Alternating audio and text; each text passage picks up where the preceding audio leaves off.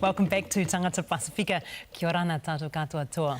To the Pacific, where veteran politician Akilisi Pohiva from the Democratic Party of the Friendly Islands has become the first ever democratically elected Prime Minister of Tonga.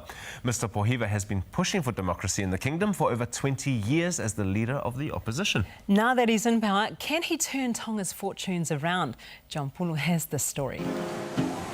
On the streets of Nuku'alofa, there's hope in the country's new Prime Minister.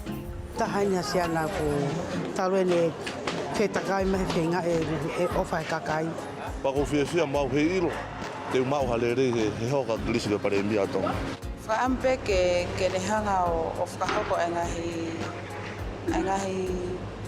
engahi mo ua lahi ngahi mo ua mahala Tonga ni kisiaina. Until 6 weeks ago, it was an office that was very much out of reach for Akilisi Pohiva. So what's this room, Mr. Prime Minister? This is all appointments is done in this room.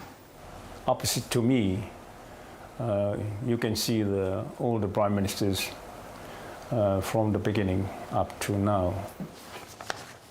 Now the 73-year-old's in the top job, the first elected commoner to be the Prime Minister of Tonga, where the monarchy and noble families have ruled for years. I feel more comfortable now, knowing and seeing that we eventually came to achieve most part of our mission. The former school teacher embarked on this journey in the mid-70s while at university, when he formed a group proposing a review of Tonga's constitution. Freedom, that's what every Tongan wants. Then, in the early 80s, Pohiva ran a radio show criticising the government, which led to his dismissal from the program. That's when he launched his newspaper, the Kele'a. The following year, in 1987, Akilisi was elected to Parliament as a people's representative on Tonga's main island, heralding the birth of the pro-democracy movement. The king had the ultimate power to rule the country. Our mission was how to transform, how to change that system as to allow the people to directly participate in running our government. Pohiva's criticism of the monarchy and nobles under the late King Tauwha'ahau IV led to numerous legal actions against him. It's about time for the king to step down.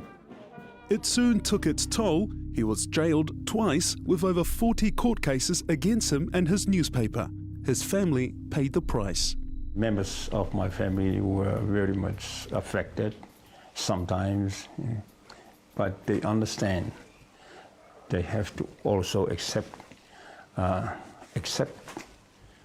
it as that's the cost. The struggle for democracy heated up in 2006 when a 7-week strike by civil servants exploded into a riot which left downtown Nuku'alofa in ashes. King George Tupou V ascended the throne in 2008, announcing political reforms including democratic elections to be held in 2010. I'm glad that the king is doing the right thing. I would say that the war is almost over. At the election, Pohiva's party were 2 votes shy of the leadership. The nobles' representative, Lord Tu'iwakanoa, became the Prime Minister. At Tonga's election late last year, Pohiva had to wait for nearly 2 months before Tonga's parliament confirmed him as Prime Minister. I never thought that I would, eventually come to this. However, that's how things work. Today, the man who was a thorn in the side of Tonga's monarchy is now getting the royal treatment, which will take some getting used to. Do you like the attention, though? Yeah, I have to accept it, whether I like it or not, but it's part of my duty to respond. But Pohiva has in front of him a country that's struggling economically. It's something fellow politicians hope the Prime Minister can turn around. Whoever is in the seat, that they work very sincerely towards building the nation, building the economy and making lives better for the people of our country. I know that you've always been a critic of successive governments and critiquing those in power. How will you take it now, being on the other side, and are you prepared to be, Defend the government? Yeah, defend the government? Using good governance, yeah, as leader of the opposition. That was the main role I have been playing in the last 28 years. Now, we took over government and I'm the Prime Minister. My duty is to defend the government using good governance principles. That's it. And with great power comes great responsibility. It's now Akilisi's chance to walk the talk.